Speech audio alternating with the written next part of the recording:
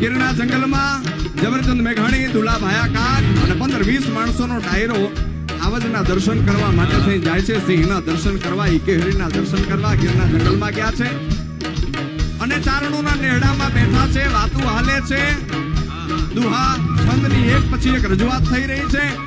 એમાં ચારણોના નેહડામાંથી અચાનક જ રીડ પડી, અવાજ આવ્યો કે હાવજ આવ્યો, ભાગજો. પણ આ અવાજ આવતાની સાથે આ હાથ સંભળાતાની હારે ઝવેરચંદ મેઘાણી, દુલા ભાયા કાગ અને 15-20 માણસો જે બેઠા હતા એ ઉભા થયા જોવા કે હાવજ આવ્યો છે, હાલો જાય. ચારણો નેહડામાં જાય છે.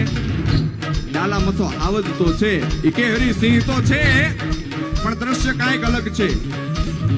ડાલા મથા હાવજની સામે ચારણની 14 વર્ષની નાની એવી દીકરી, હાથમાં કોઈ શસ્ત્ર નથી, કોઈ હથિયાર નથી, ખાલી એક ડાંગ લઈને ઊભી છે અને કહે છે કે ગીરના કુત્તા ઉભો રહેજે. અને ઈ ડાલા મથા હાવજનું વર્ણન ઝવેરચંદ મેઘાણી ત્યારે ને ત્યારે ઈ ઘડીએ કરે.